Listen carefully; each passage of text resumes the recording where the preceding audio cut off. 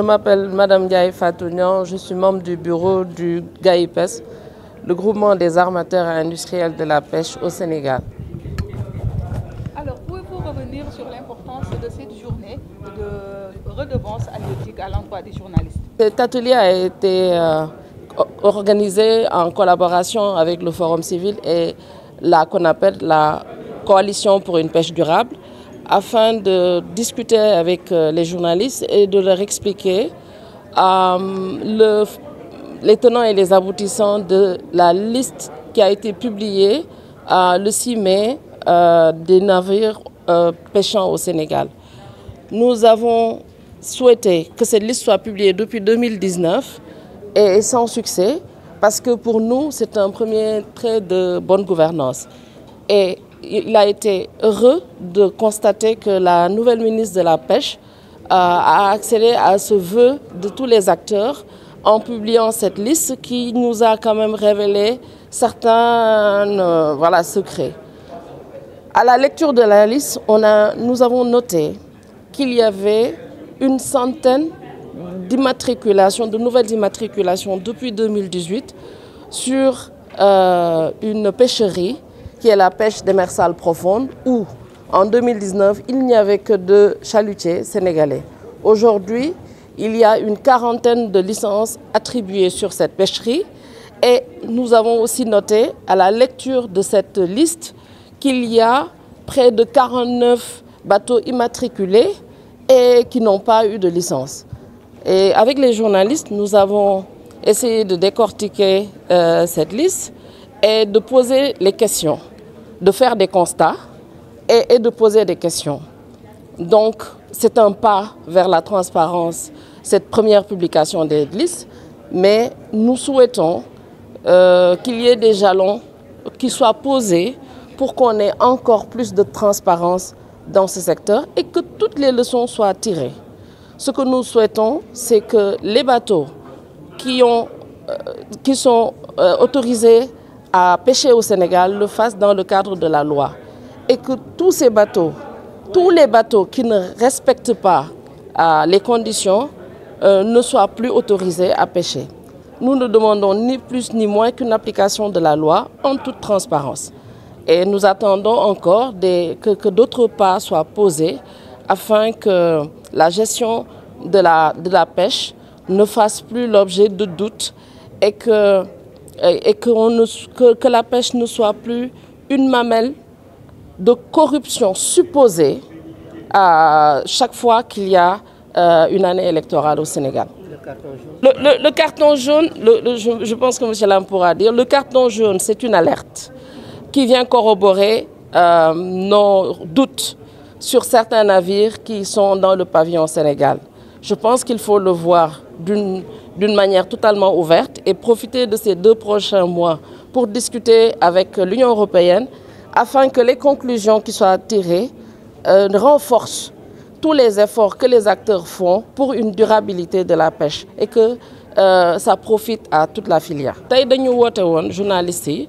ñun ak Forum civil ak Coalition pour une pêche durable CONAPED pour que ñu waxtaan ak ñom parce que gis nañ ni que le 6 mai Madame la ministre des Pêches dafa publier la liste des bateaux battant pavillon Sénégal. Légui nak amone ay laajte yu beur yu amone ci liste bi ndax liste bi ñom ñan lañu ndax apporter na des réponses par rapport aux questions que ñun ñuy poser depuis 2019. Wa biñ ko càmbaree nak gis nañ ni que indi na ay réponses li taxone ñuy neub liste bi am nañ ci luñu ci gis té luñu ci gis moy depuis 2019 bi ñuy neub liste bi ba légui amna lu mat téeméeri immatriculation ak benn yu ñu gis ci suñu bët diggante 2018 2019 ba 2024 yi nga xamante ni dañ ko def ci pêcherie boo xamante ni pêche démersale profonde te li ci gën a bari ci pêche démersale profonde boobu 2018 2019 ñaari bateau rek moo ko amoon licence tey bi ñu ko xoolee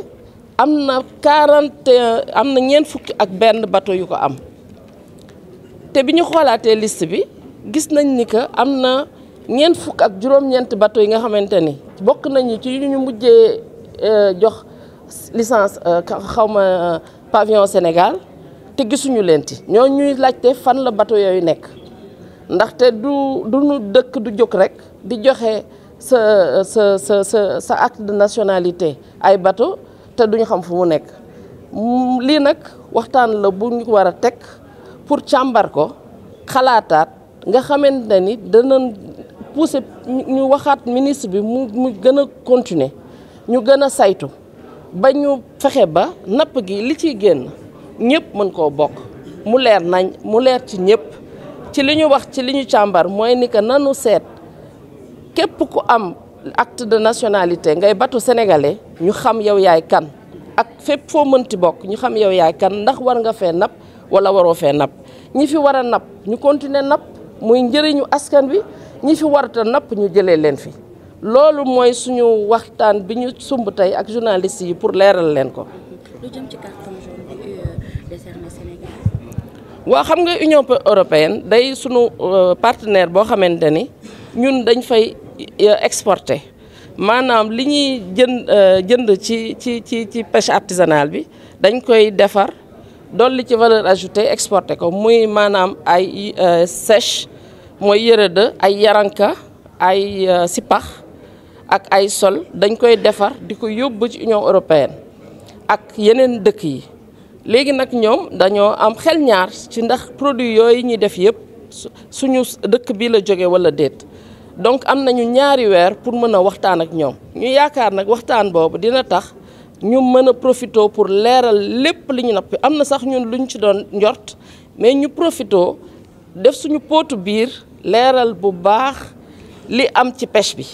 muy li jëm ci Union européenne wala ñu jëm ci suñu nuñ koy ñoŋalee rek ba lépp lu ci génn muy njëriñu Sénégal ñu waxtaan ko ba lépp lu génn ci discussion yooyu muy carton jaune nag muy ak bañ carton jaune muy lu nga xamante ni dana ñoŋal pêche bi ñun daal looloo ñu tax a jóg. Adama Lam doon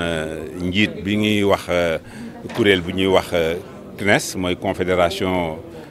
patronat des employés du Sénégal muy patronat une partie du patronat sénégalais ma doon ñëw tey fii aussi ci sama ci kuréel bi nga xam ne fa laa bokk soxe koo fa muy GAIPES ñu def tey benn waxtaan boo xam ne dañ ko jagalee taskatu xibaar yi parce que dañoo gis ne que taskatu xibaar yi du seen métier napp du seen métier te war nañ leen mën a gën a leeral lu bari ci li nga xam ne ñun ñi nga xam ne ñoo ciy yëngu am nañ luñ ci xam rawatina nag ñu jël bi nga xamee ne njiit bu bees bi ñëw jiite napp gi dafa génne gaal yi nga xam ne moom la fi fekk ne ñoom ñooy liggéey ci biir Sénégal ñu ne nag jot na comme coow li bari na ñi ngi ciy wax am na lu ñoo loo xam ne jaar na yoon am na lu jaarul yoon ñu ne ñi nga xam ne nag ñoom la ñu seqal mbir mi mu di journalistes yi nañu waxtaan ak ñoom expliquer leen li ñu ci xam li ñu ci comprendre niñ ko gisee ñoom itam luñ ci laaj ci xam-xam yi ñu ci am ñu seq kook ñoom ñu wax leen ko pour que ñu tas ko pour que ñëpp xam di wax nag ci olof dafay xaw a jafe trop ñu wax li ñuy wax pêche INN waaye napp gi réew yu bari dañoo lëkkalikoo ne napp dafa war a tegu ci yoon li nga xam ne tegu ci yoon loolu la ñuy wax une pêche illégale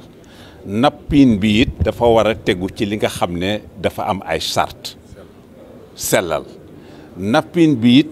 bi nga xamee ne da nga koy def da nga ko war a def ci li nga xam ne day jariñ ñëpp tegu ci yoon loolu mooy li nga xam ne mooy charte yi ñëpp ànd ñu war ko saytu war ko sàmm ku ci nekk ci fànn bi nga bokk looloo tax tey ñu ànd ak forum civil ñun GAIPES ak forum civil waxtaan ak ñi nga xam ne ñooy taskatu xibaar yi pour que loolu ñu leerale leen ko pour que yéen itam ngeen jël ko leeral ko askan wi xam itam li ngeen ciy wax da ngeen koy teg ci ay firnde yu wóor loolu moo tax tey ñu defoon rencontre bi di leen ci gërëm di leen ci sant